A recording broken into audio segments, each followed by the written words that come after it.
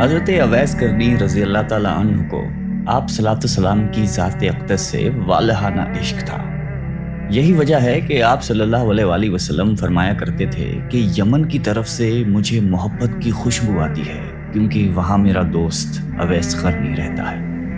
آپ نے فرمایا کہ قیامت کے روز حق تعالیٰ 70,000 فرشتے پیدا کریں گے جن کی اشکال خواجہ اویس کرنی کے جیسی ہوگی، اور ان کے جلوس میں خواجہ صاحب کو بہشت کی طرف لے جایا جائے گا۔ ساری کائنات یہ منظر دیکھے گی مگر کوئی شخص پہچان نہیں پائے گا کہ اصل خواجہ کرنی کون ہے۔ اللہ تعالیٰ نے جس طرح دنیا میں ان کو لوگوں سے چھپائے رکھا، اسی طرح روز قیامت کو بھی ان کو غیر کی نگاہوں سے دور اور محفوظ رکھے گا، کیونکہ حق تعالیٰ کا فرمان ہے کہ میرے دوست میری قبا کے نیچے رہتے ہیں اور اسی وجہ سے ان کو کوئی پہچان نہیں سکتا۔ خواجہ اویس کرنی کو ماں سوائے چند ایک صحابہ کرام کے کسی نے بھی نہیں دیکھا۔ حضرت اویس کرنی رضی اللہ تعالیٰ عنہ اسلام آنے سے پہلے ہی اس دنیا میں تشریف لا چکے تھے۔ بچپن میں ہی آپ والد کی شفقت سے محروم ہو گئے، اس لیے ان کو بچپن ہی میں محنت مزدوری کرنا پڑی۔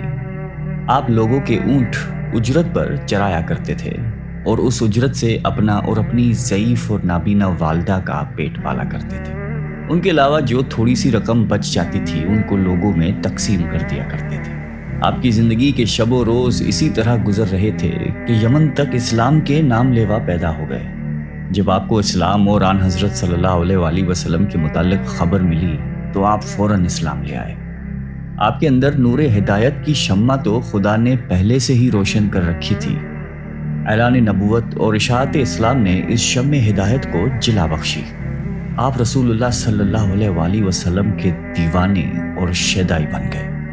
آپ صلی اللہ علیہ وآلہ وسلم فرماتے ہیں کہ اویس قرنی کو اسلام کی دولت سے اللہ تعالیٰ نے خود روشناس کرایا ہے، اور یہ خدا کی رحمت اور فضل کا اعجاز ہے کہ وہ میرا نادیدہ عاشق صادق بن گئے۔ خواجہ اویس قرنی کو قرب رسول اور دیدار حبیب کا بڑا اشتیاق تھا، مگر آپ کو چشم باطنی کے اشارے سے آن حضرت نے مدینے آنے سے روکے رکھا۔ اس کی دو وجوہات تھیں۔ ایک تو خواجہ صاحب کی والدہ ضعیف اور بصارت سے محروم تھی، انہیں اکیلا چھوڑنا ناممکن تھا۔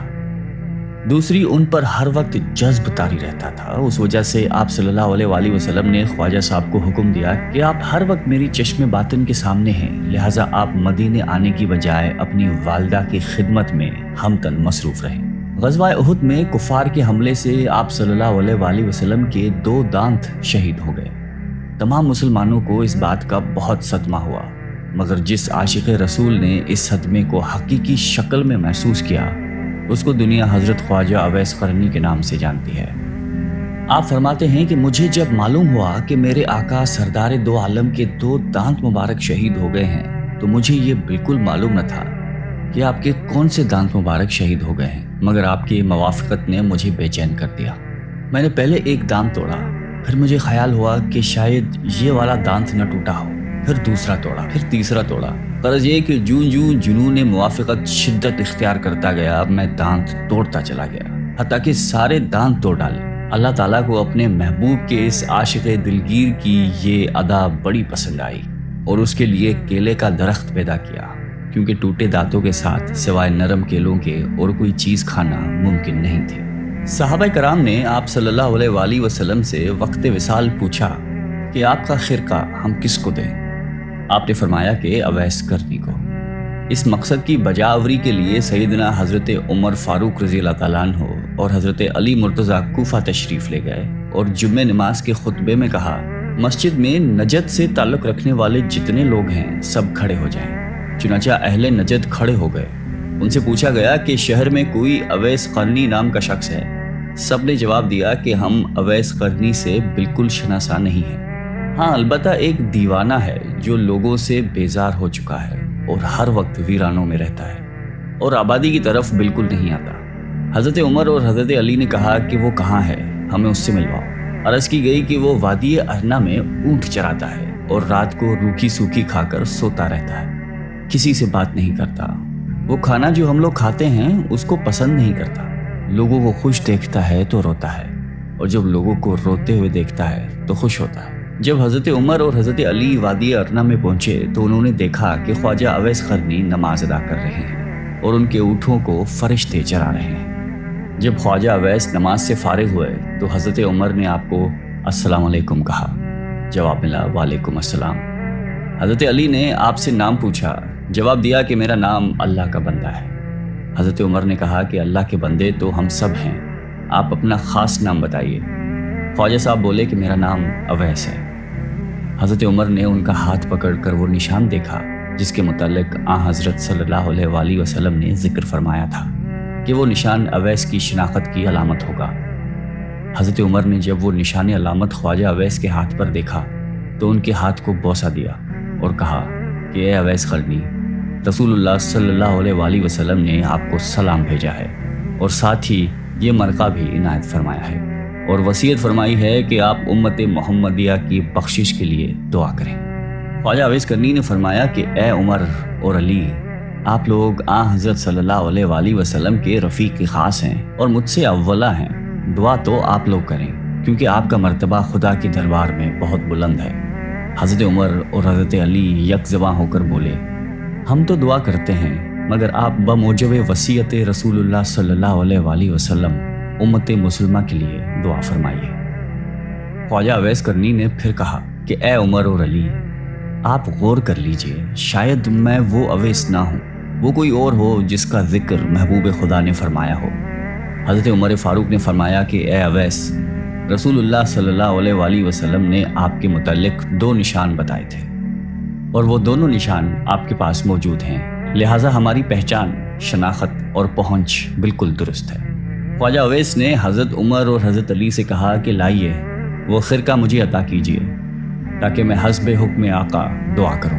جب ان کو خرقہ دیا گیا تو حضرت عمر اور حضرت علی سے کچھ فاصلے پر چلے گئے اور زمین پر سجدہ ریز ہو کر بارگاہ الہی میں عرض کی کہ اے خداوند عالم، میں اس وقت تک یہ خرقہ نہ پہنوں گا جب تک تو سرکار دو عالم کی ساری امت کو میری سفارش پر بخشش نہ دے دے گا، کیونکہ پیغمبر اسلام نے یہ مرقع مجھے عطا کیا ہے اور فاروق اور مرتضیٰ نے مجھ تک پہنچانے کے فرائض انجام دیے ہیں۔ اب تیرا کام ہے، تو میری دعا سن لے اور قبول کر لے۔ اللہ تعالیٰ نے فرمایا کہ اویس، ہم نے تیری دعا کی برکت سے چند لوگوں کو تیری سفارش پر بخش دیا ہے۔ آپ نے پھر عرض کی، یا باری تعالیٰ، جب تک تو سب کو نہیں بخشے گا میں یہ خرقہ نہیں پہنوں گا۔ ندا آئی، میں نے کئی ہزار فرد بخش دیے۔ عرض کی، مولا میں سب کو بخشوانا چاہتا ہوں۔ ابھی یہ کہہ سن چل رہی تھی کہ حضرت عمر اور حضرت علی آپ کے قریب چلے گئے۔ آپ دونوں کو خواجہ اویس قرنی نے کہا کہ آپ لوگ یہاں کیوں آ گئے ہیں؟ میرا اور خدا کا سلسلہ جاری تھا، آپ لوگوں کی آمد نہ ہوتی تو میں نے اس وقت تک یہ خرقہ نہیں پہننا تھا جب تک اپنے آقا کی ساری امت کو نہ بخشوا لیتا، اور مجھے پورا یقین تھا کہ حق تعالیٰ نے میری سفارش پر حضور صلی اللہ علیہ وآلہ وسلم کی امت کے ہر فرد کو بخش دینا تھا۔ مشہور صحابی حضرت ربی رضی اللہ تعالیٰ عنہ کہتے ہیں کہ جب میں خواجہ اویس قرنی کی زیارت کو گیا تو میں نے انہیں فجر کی نماز میں مشغول پایا۔ نماز سے فارغ ہوئے تو اپنے درود و وظائف میں مصروف ہو گئے، یہاں تک کہ ظہر کا وقت آ گیا۔ پھر یہ کہ بعد دیگر تمام نمازوں اور ذکر الہی میں ایسے مگن ہوئے کہ ساری رات گزر گئی۔ میں ان کا بغور مشاہدہ کرتا رہا۔ اس طرح 3 دن گزر گئے۔ میں نے دیکھا اور حیران رہ گیا کہ ان 3 دن اور راتوں میں حضرت نے نہ کچھ کھایا نہ پیا، بلکہ عبادت میں مشغول رہے اور لمحہ بھر کے لیے بھی آرام نہیں کیا۔ چوتھی رات آپ تھوڑی دیر کے لیے سوئے اور کچھ کھانا بھی کھایا، پھر استغفار کرنے لگے کہ یا الہی، میں تجھ سے پناہ مانگتا ہوں، میں نیند اور بھوک کے غلبے میں مبتلا ہو گیا۔ حضرت ربی کہتے ہیں کہ خواجہ اویس قرنی نے راتوں کی تقسیم کی ہوئی تھی۔ ایک رات میں سجدہ کرتے تو پوری رات سجدے میں ہی گزار دیتے، اور اگر رکوع کرتے تو شب بھر رکوع کی حالت میں رہتے، کسی رات کو قیام میں ہی بسر کرتے۔ غرض یہ کہ ہر رات کو دوسری رات کی طرح زندہ رکھتے تھے۔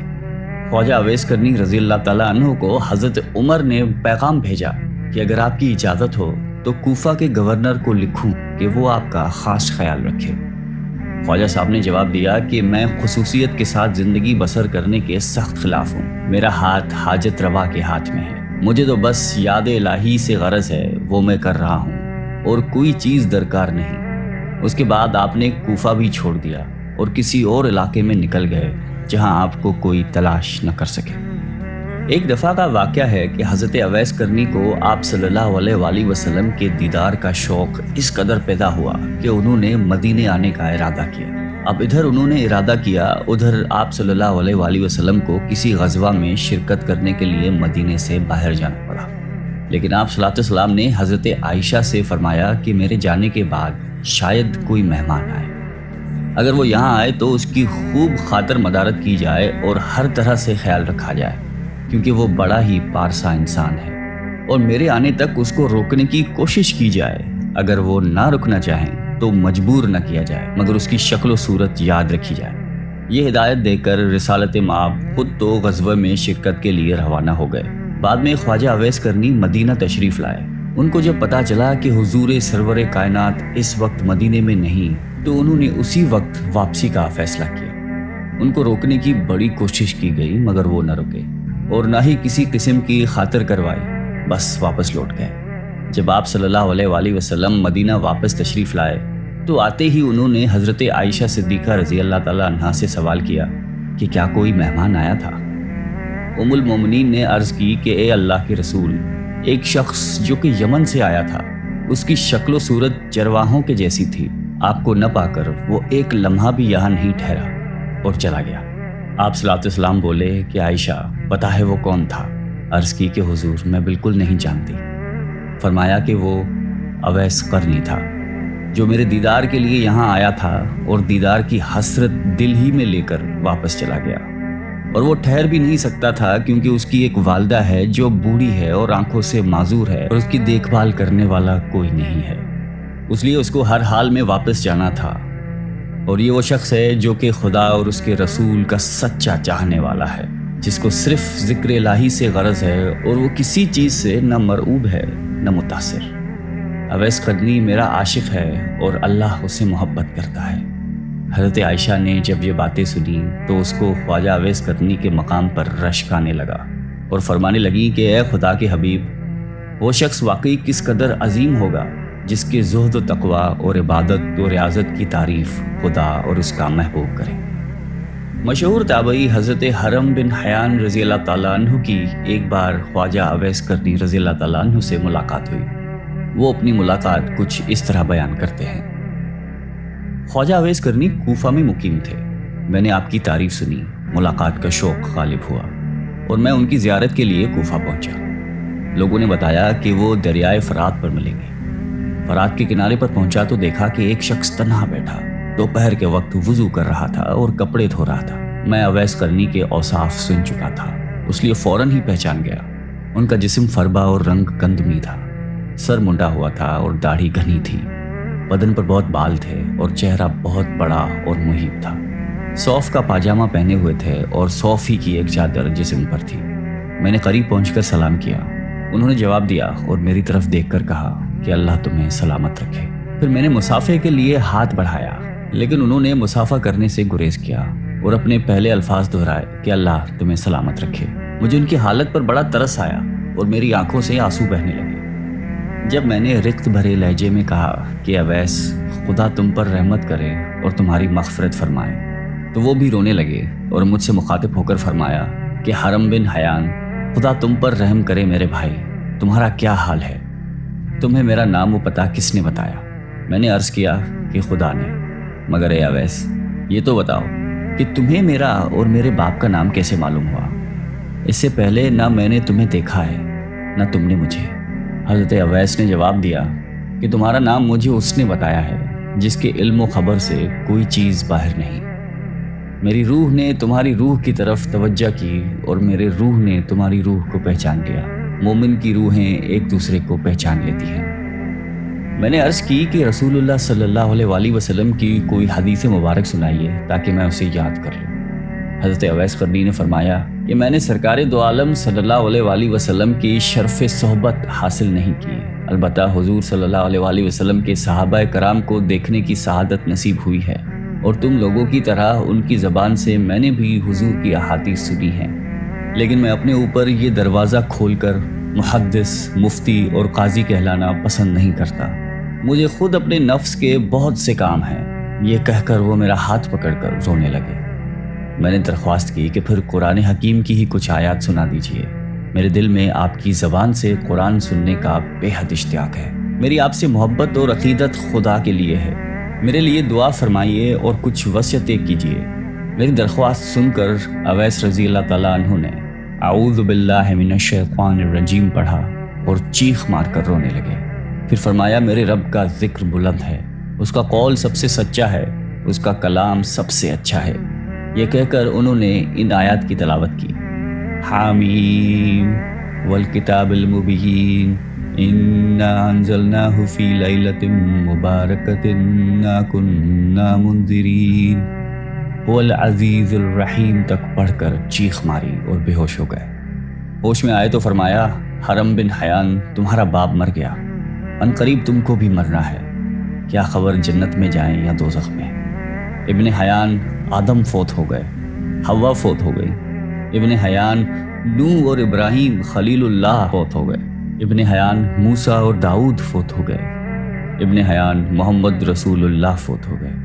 ابو بکر صدیق فوت ہو گئے۔ ابن حیان میرے بھائی عمر بن خطاب فوت ہو گئے، اور یہ کہہ کر انہوں نے مغفرت کی دعا کی۔ اس وقت تک حضرت عمر فاروق رضی اللہ تعالیٰ عنہ زندہ تھے، اس لیے میں نے کہا کہ خدا آپ پر رحم کرے، عمر خطاب رضی اللہ تعالیٰ تو ابھی فوت نہیں ہوئے۔ فرمایا ہاں، جو کچھ میں نے کہا ہے اگر تم اس کو سمجھو تو خود جان جاؤ گے کہ میں اور تم بھی مردہ ہیں، ہونے والی بات ہو چکی ہے۔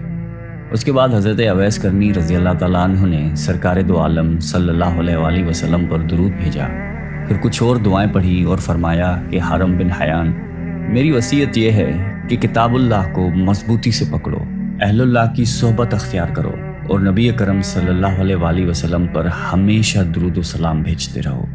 میں نے اپنی اور تمہاری موت کی خبر دے دی، آئندہ کسی ساعت موت سے غافل نہ رہنا، واپس جا کر اپنی قوم کو بھی نصیحت کرنا اور ڈرنا۔